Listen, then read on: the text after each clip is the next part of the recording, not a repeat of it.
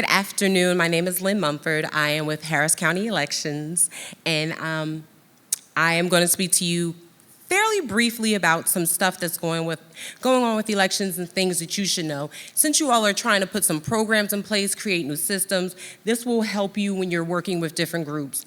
I also want to let you know that we have regular community meetings, and in those meetings we share specific information in regards to what's on that upcoming ballot, what you might need to know, things to consider, and we provide more information as it becomes available as we get closer to the election. But I'll start here. So just some general overview. We have a website, of course, harrisvotes.com. You can go to that website and get all of the information you might need to be an informed voter, as well as if you're working in the community and you happen to have access to a laptop while you're there, you can help people and pull this information up while you're working with them. Sometimes people will ask certain questions and you may not be able to answer it. Maybe you don't work for Harris County Elections and wouldn't know that offhand. However, if you access our website, you can pull it up and maybe help them with some of that. You can view and print your sample ballot. They're not available yet, but when they become available, track your mail ballot and view our events calendar and check out for opportunities to volunteer. Many of you either are or express interest in becoming a VDVR. That would be the way that you would volunteer with our office to help cover many of the activities that go on across Harris County. So we'll just go over some overview. Okay, so I'm gonna address the elephant in the room, right? I'm just gonna poke the hole, stick the pin. I don't have an update, y'all, I'm sorry. So in regards to the transition, I don't have one. We are currently just working to put things in place, and those things will continue to happen. If any changes are occurring, you all should not feel or be impacted by them because the election will still run either way. As it currently stands, the election is going to either be run by the election administrator's office, which is what it currently is, which is what it was last year, right? Or it would go back to the tax assessor and the Harris County clerk. The clerk would manage the election, tax assessor would manage voter registration. And that's how it used to be some years ago. So none of it necessarily is brand new. However, it would be either of those situations. And in terms of a direct update, I don't have one, I'm sorry. I know that's what everyone wanted to know. I wish I had more info, but I don't have it. But we wanted to just give you this. We are currently still working to put an election together, right? And so we'll have our polling locations throughout. There's expected to be 66 early voting locations for early voting. Commissioner's Court just approved that on Thursday or Friday, I believe it was.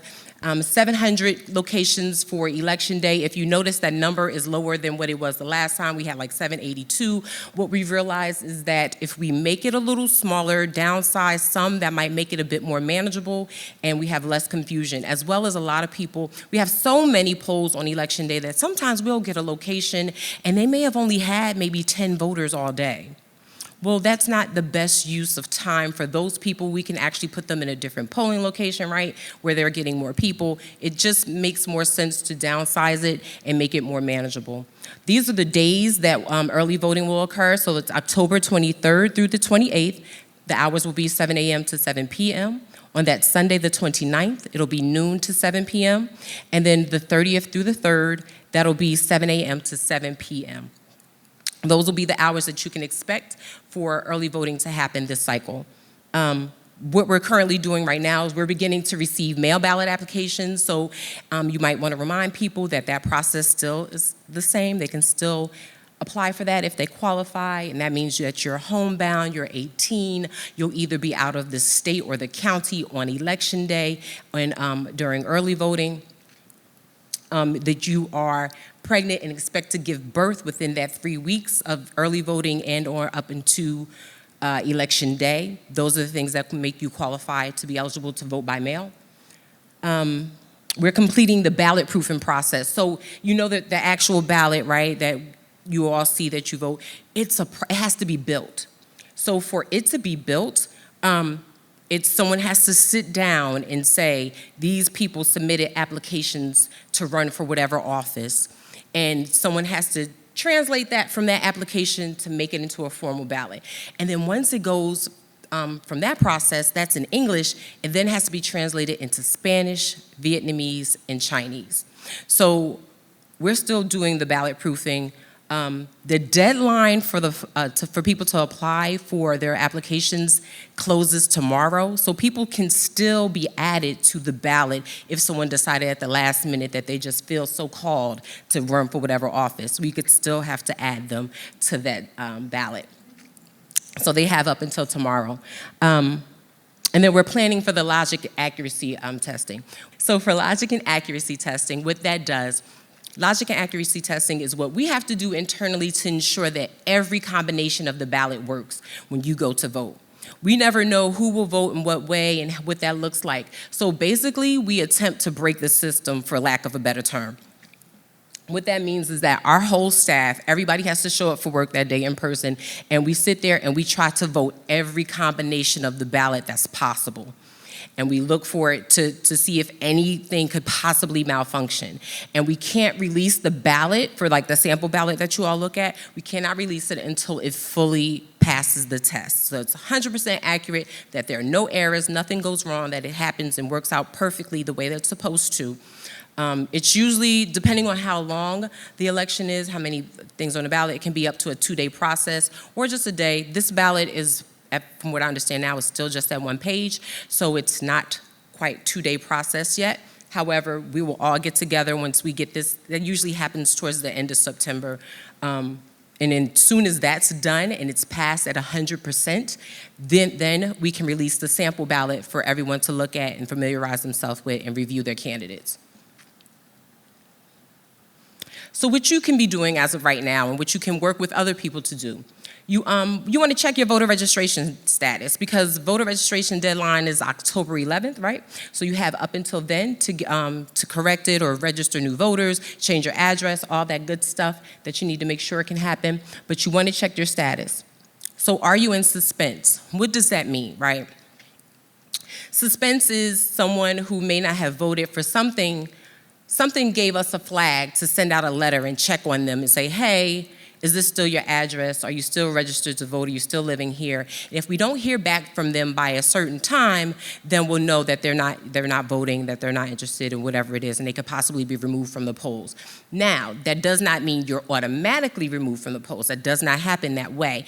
If you're in suspense, you can still vote. So if you're in suspense, maybe you moved and you didn't update your address or you didn't get the letter for whatever reason, something happened, you still showed up to the polls to vote. They're gonna ask you to complete a form that verifies who you are and your address, and you can still vote. You'll be fine, you just have to do that. So if you ever encounter someone, you're doing this VDVR work or you're working at the polls or whatever that day, and they say, oh, I'm in suspense, they still can vote. They can change their address prior to or even at the poll the day of when they're voting. But you want to make sure that people know that they need to make sure their address is current, that their information is current, whatever that means, like their address as well as the zip code, all of that stuff, because sometimes it just gets thrown off and it throws off the system and maybe it raises a flag for someone else. Just to make sure that their process is seamless, they always want to make sure that their information is current and accurate. And of course, when all else fails, if you're unsure what to say, what that looks like, always send them to the website, harrisvotes.com. You can always look it up yourself, or if you, like I said, if you're working with someone, you can help them look it up. And then we have all of this information that defines all these terms and help them figure out the next steps available on our website. So the ballots. As I said, the actual ballot is not ready as of yet. We don't expect for it to be ready until later in September, but we expect for it to be 1 page. Expect to see statewide races, municipal utility districts, municipal elections, school boards, HCC, College Board, Lee College. There are a lot of local races, right? This is a pretty big local race, so you want to make sure that people understand that, and these are the things that we're seeing so far. But again, the ballot isn't finalized. People can all change their mind at the very last minute and say, we don't want to do it, but that's not likely. However, you'll see MUDs, municipal utility districts, emergency service districts. Several municipalities have an election, not just the city of Houston, I want us to all remember that Harris County has more than the city of Houston. So when we're talking to people and they're asking about races and municipal races, yes, there's a mayor, but you can also ask them, or you can say to them which mayor of which city, because there are several within Harris County, and several of them are having elections, so it's not just Houston. And propositions, that's where I was going. Thank you, Ms. Dent. She keeps me in line. I'm so glad she's here. But and there are several propositions that the county will be doing, potentially a bond. I believe that was approved last week as well. And then there are statewide races will be the amendments for different propositions. And once all of that language has been approved and finalized, then we can release the ballot and everyone can look it up and review all of that stuff and do their research and be the diligent voters that they are. But we can't share that information with you until we've completed logic and accuracy, right? So right now we're doing ballot proofing. Then once ballot proofing is done, tomorrow is the closing deadline for all of the applications for anyone who wants to run for anything. So make sure there are no new people that we don't have on there already.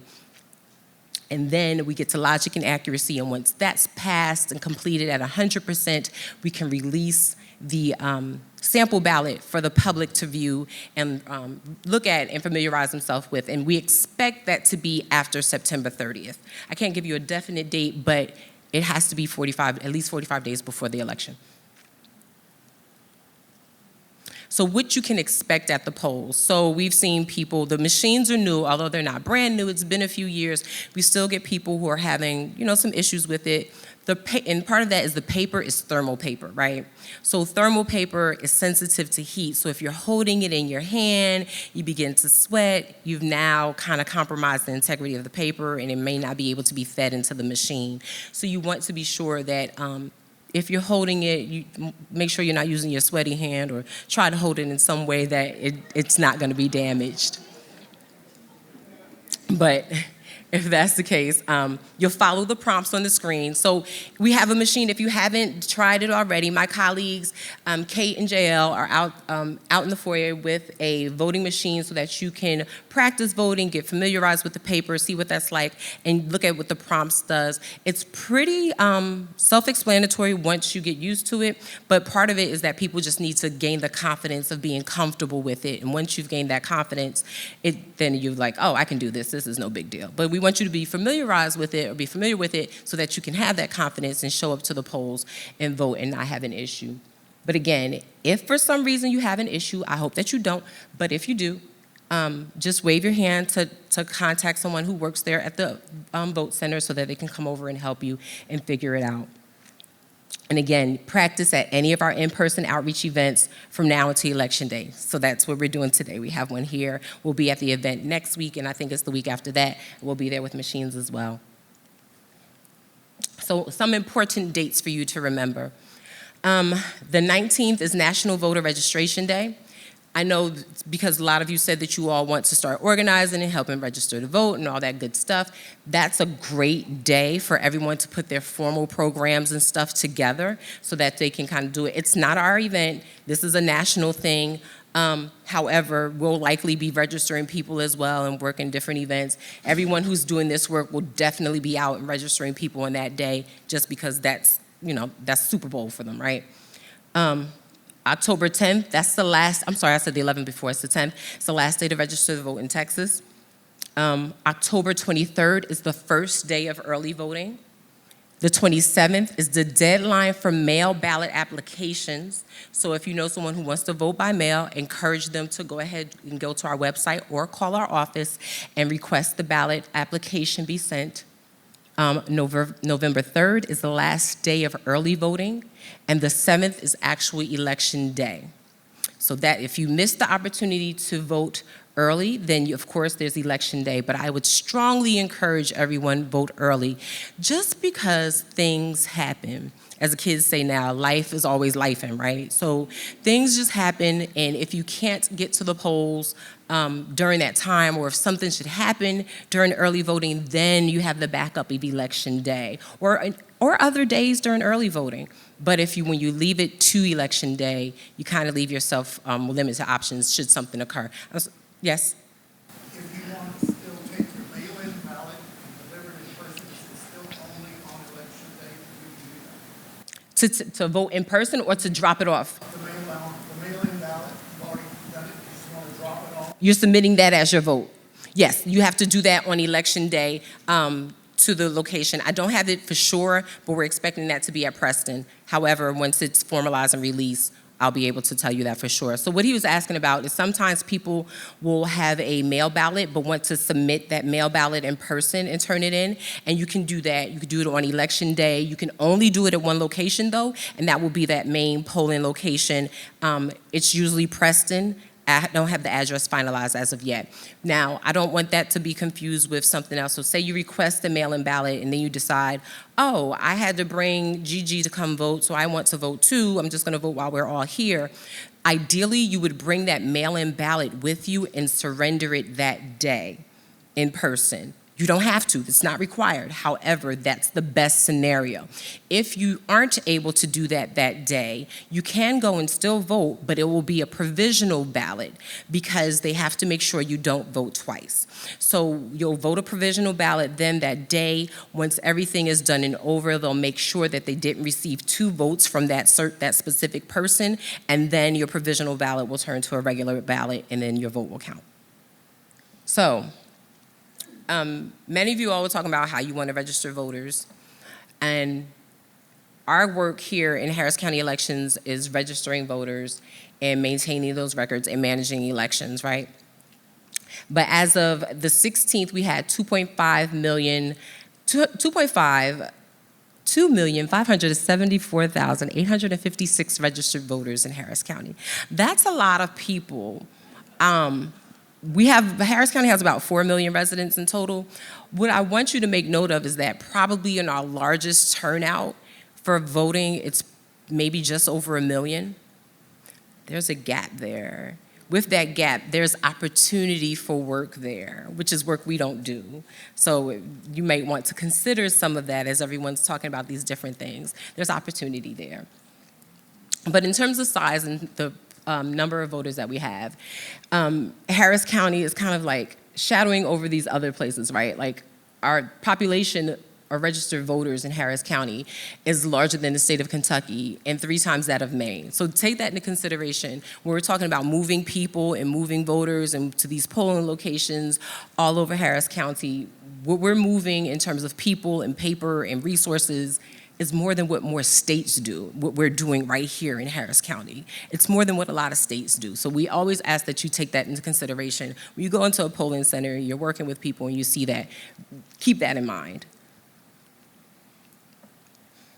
So if you're submitting your mail ballot application, we want you to just pay attention to some things. So at this point, if you've done it before, then you may be familiar. However, in case you are not, it's asking for the last 4 digits of your social, as well as your driver's license number or your election ID number, one of those numbers.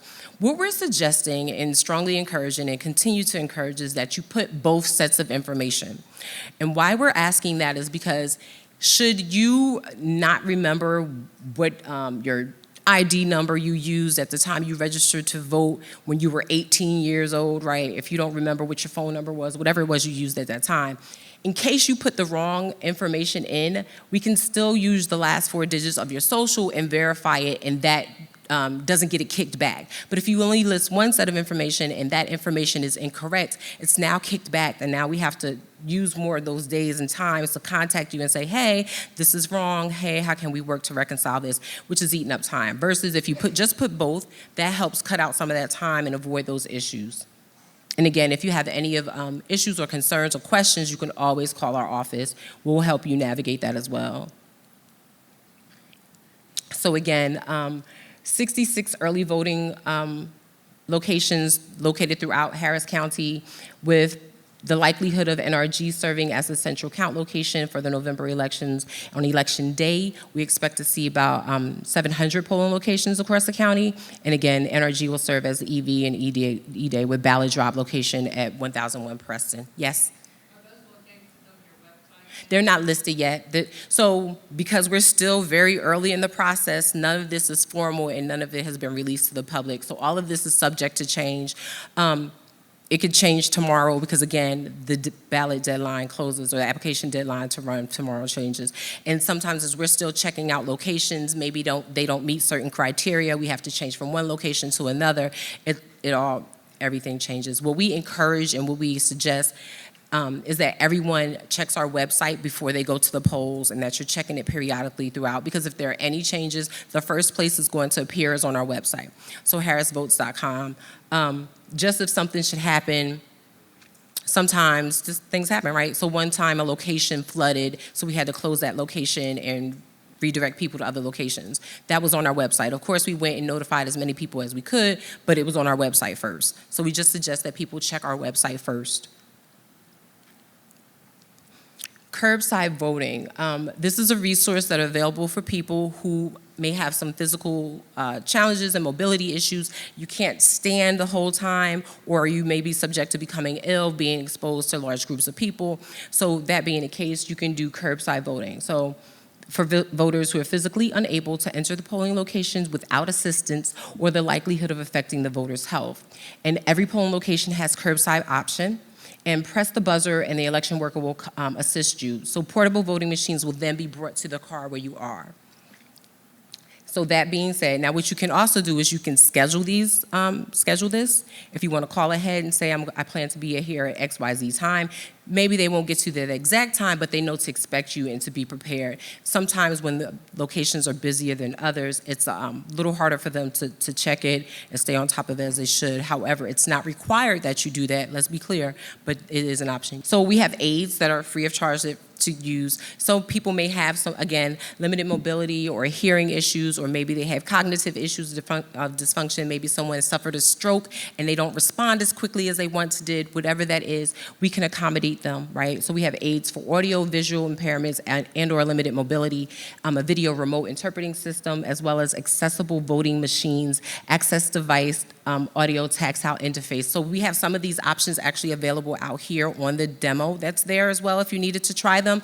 And again, for things like sign language interpretation and things like that, you can schedule it in advance. It's not required. However, it helps you save time. If you know that you're going to be in a certain part of town at XYZ time and you want to go to that polling location, then you can let them know that in advance, versus they are usually rotating those resources throughout a quadrant in the county, so they're going between different locations, and you would have to wait for them to finish wherever they are and then to get to you. But if you schedule it, they'll know to be over in that part of town by that time.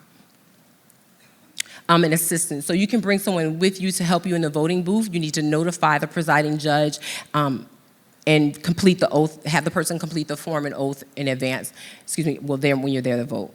Oftentimes, the helpers help voters who have a difficulty reading the screen, are comfortable with another language, and have a disability. As I mentioned earlier, the ballots are available in English, Spanish, Chinese, and Vietnamese that you can do there on the screen. Any other language, will require another level of assistance. Oh, so here's what I need to tag in here, and I've been charged with it. So we were actually excited when we kind of heard some of the different groups. I heard you all earlier talking about how you want to put together different VDVR campaigns for your churches or your different groups. We are working with churches to put something together like that, and we have a form that you can complete out at this table just out front. If you already know that you want to organize something like that for your church, your congregation, please stop by the Harris County Elections Administrator Office table just up front in the foyer, and we'll be able to follow up. And I also want to just give you all a couple of tips and points. So Wheeler Avenue mentioned how they work with us, and we've been working with them fairly closely actually lately. So and some things that we want to do is work with churches, some of the larger churches that can help maybe mentor, for lack of a better word, the smaller churches to set up similar things. But some of what you can do is make sure at least 2 people in your congregation are VDVRs, and or always have the mail-in applications in your new member welcome package. You want to make sure that your congregation is registered to vote, right? And a lot of times if people are changing churches or houses of worship, maybe they just moved to that neighborhood, or maybe they just moved to that area. So you can give them a new voter registration card as part of their welcome packet, and that can even help foster the conversation that you're having and keep people more engaged. But again, we have a table that's out front where you can complete a form, and we can follow up with you and help you set up something like this, because this is along with lines of the work that we're already doing. And with this, so we have more specific information that we provide as we lead up to each election. We host community meetings. We host a series of them, again, in each of those languages for those different communities because the population size of those communities here in Harris County. We are having our general community meeting as well as our African American community meeting. The Chinese language and Spanish language and Vietnamese language are all coming up within this next week. To next week. We're hosting the African American one at Wheeler Avenue. The general one is at the A-Leaf Community Center on the 29th. You can scan, if you have your phone out, you want to hold up your QR code, you can sign up here and be put on our email distribution list. That way you can receive the notification of each of those community meetings, and you'll be able to sign up and keep up with that information. Or you can always go to our website, harrisvotes.com. It's on the calendars, as well as follow our social. Our social accounts are actually extremely active, and we're posting all types of good information there. So it's Harris Votes on Facebook, Instagram. I think we're on TikTok too, as well as we have a plethora of videos on YouTube and Vimeo telling you how to use the machine, again, in each of those languages.